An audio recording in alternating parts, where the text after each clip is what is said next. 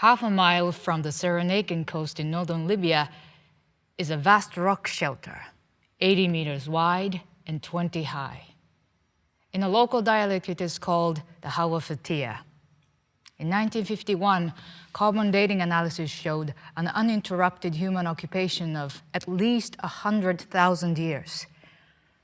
Amongst the artifacts unearthed was a bone flute dated to anywhere between 40 to 70,000 years ago. As a boy, when I heard this, I asked my father, "They had music?" He smiled at me, as all human communities. He was an American-born prehistorian, the first to dig the Hauafatia in Cyrenaica. I am very honored and happy to be the European representative of this year's World Theatre Day.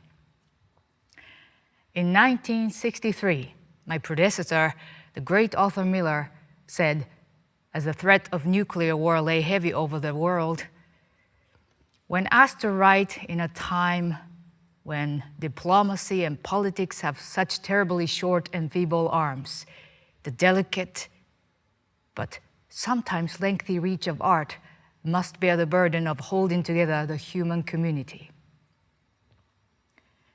The meaning of the word drama derives from the Greek dran, which means to do, and the word theater originates from the Greek theatron, literally meaning the seeing place, a place not only where we look, but also where we see, we get, we understand.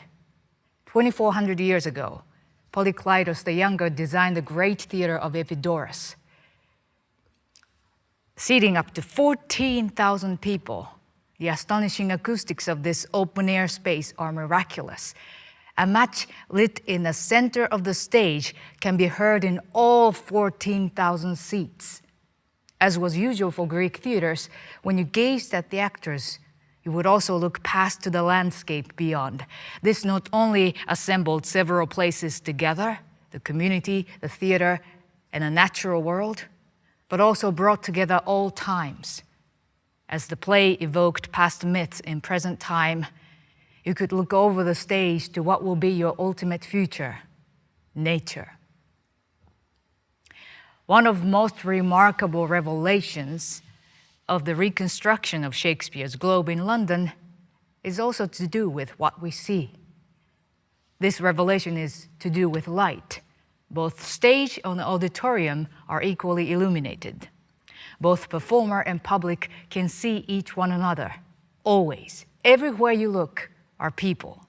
One of the consequences is that we are reminded that the great soliloquies of, say, Hamlet or Macbeth were not merely private meditations, but public debates. We live in a time when it is hard to see clearly. We're surrounded by more fiction than at any other time in history or prehistory. Any fact can be challenged.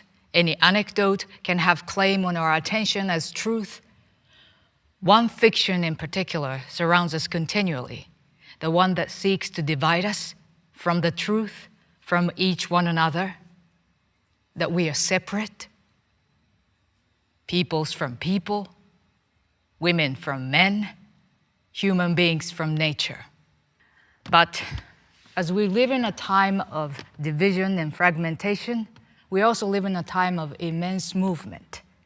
More than at any other time in history, people are on the move, frequently fleeing, walking, swimming if need be, migrating all over the world.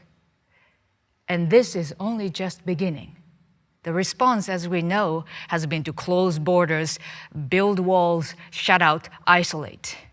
We live in a world order that is tyrannical, where indifference is the currency and hope a contraband cargo.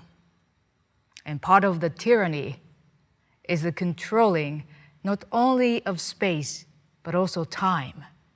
The time we live in eschews the present. It concentrates in the recent past and the near future. I do not have that. I will buy this. Now I have bought it. I will need the next thing. The deep past is obliterated, the future of no consequence.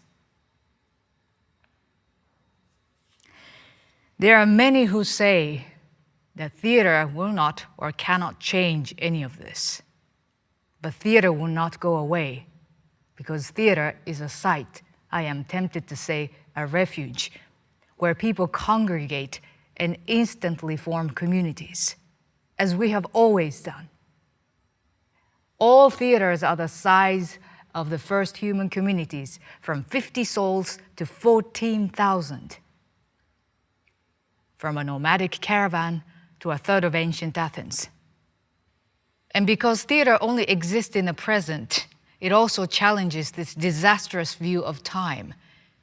The present moment is always theater's subject. Its meanings are constructed in a communal act between performer and public, not only here, but now.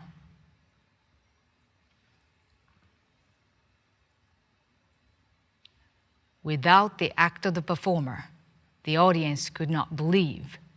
Without the belief of the audience, the performance would not be complete.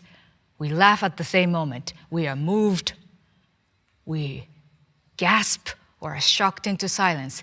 And in that moment, through drama, we understand that most profound truth, that what we thought the most private division between us, the boundary of our individual consciousness, is also without frontier. It is something we share. And they cannot stop us. Each night, we will reappear. Every night, the actors and audience will reassemble, and the same drama will be reenacted. Because, as the writer John Berger says, deep within the nature of theater is a sense of ritual return, which is why it has always been the art form of the dispossessed, which, because of the dismantling of our world, is what we all are. Wherever there are performers and audiences, stories will be enacted which cannot be told anywhere else, whether in the opera houses or theaters of our great cities, or the camps sheltering refugees or migrants all over the world.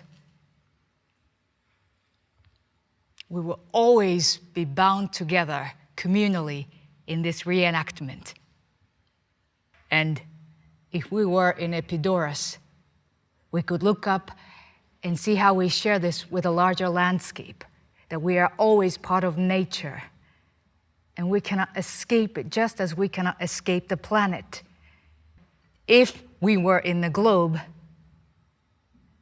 we would see how apparently private questions are posed for us all.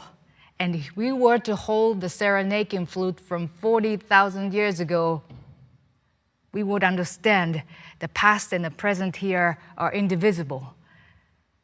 And the chain of human community can never be broken by the tyrants or demagogues.